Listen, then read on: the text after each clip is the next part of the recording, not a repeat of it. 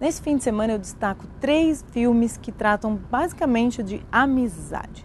Começando pelo novo filme do Al Pacino que aos 73 anos faz finalmente um personagem, como ele mesmo contou. Eu fui até Los Angeles para entrevistá-lo e ele mesmo contou que o seu personagem em Amigos Inseparáveis é um dos raros em que ele pode viver alguém que tem muito a ver com o seu dia a dia e com a fase que ele está na vida.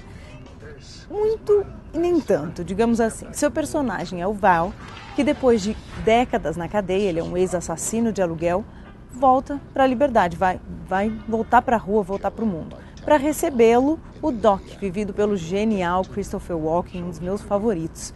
E aí é que começa a aventura do Val. O Val tem que voltar ativa, o mundo mudou, ele envelheceu e ele tem que passar a viver no primeiro dia com todas as limitações que a idade traz e todas as novidades do mundo. E o Pacino contou que ele também sente muito isso. Ele nem pensa em aposentadoria, está longe de se aposentar, mas ele tem entendido com a idade, 73 anos, melhor o que ele ainda é capaz de fazer, o que não dá mais para ele fazer, que papéis ele ainda pode desempenhar e o que não dá, né? Aceitar essas mudanças. Ele é muito bem preparado para esse tipo de papel. Ele tem fama aí de viver grandes gangsters no cinema. Dessa vez vive o Val, que é muito simpático, é um cara bem especial. E o filme também é 3 grandes atores, Christopher Walken, Al Pacino e o terceiro dos Amigos Inseparáveis, Alan Arkin. É um privilégio ver esses 3 atuando. Esse filme é um filme modesto e o bacana mesmo é ver esse trio de grandes atores. Fica a dica, Amigos Inseparáveis. A segunda dica é um dos meus filmes preferidos da safra de Cannes do ano passado. Ganhou, aliás, o prêmio do júri, grande prêmio do júri, dirigido pelo Ken Loach, o inglês Ken Loach, que é especialista nos temas sociais, principalmente da Grã-Bretanha. Ele que já ganhou prêmios com Pães e Rosas sobre o trabalho, a exploração das grandes corporações sobre os trabalhadores nos Estados Unidos. Já foi aclamado com outros longas que tratam da exploração de imigrantes ilegais na Inglaterra, de imigrantes do campo, operários. Ele é um diretor muito comprometido com esse cinema social, com essa realidade, principalmente a britânica. Dessa vez, por incrível que pareça, como ele mesmo disse em Cannes, ele faz uma comédia, um filme super solar, sobre um jovem, o Robbie, vivido por um não ator, o Paul Cunningham. Ele é um não ator que foi descoberto pela equipe do filme ali na Escócia. E como personagem, ele tinha na época esse desafio de encarar a vida adulta numa Europa em crise, numa economia em crise, em que os jovens não têm muita oportunidade. E ele vive o Robbie, um jovem que acabou de ser absolvido de um crime sério que cometeu e foi condenado a prestar serviços comunitários.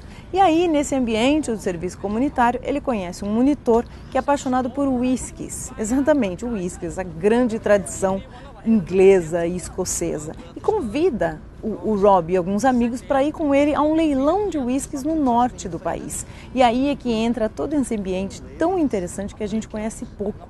O ambiente dos leilões milionários de barris de whisky, e o Robbie acaba descobrindo que ele tem o dom para degustação e ele tenta literalmente achar um futuro aí nesse trabalho. Ele que tem um filho, acabou de ter um filho, quer mudar de vida, só que realmente não é tão fácil assim.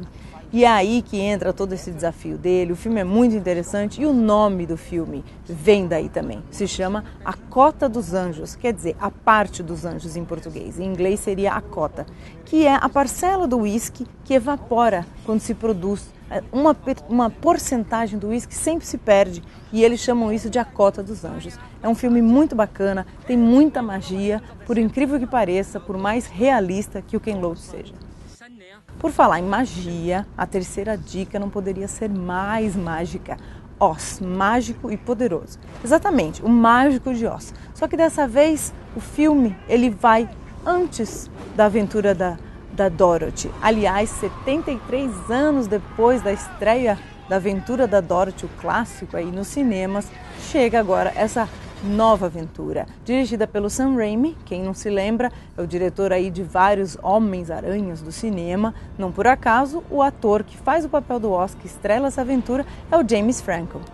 E o James Franco disse que um dos maiores baratos desse filme foi exatamente entrar nesse universo, porque ele faz esse mágico, que é só um mágico ali mediano de circo no Kansas, que quer se tornar um grande homem, até que um dia ele, como aconteceu com a Dorothy, vai parar em Oz. E é lá que ele tem que provar que ele é um grande mágico.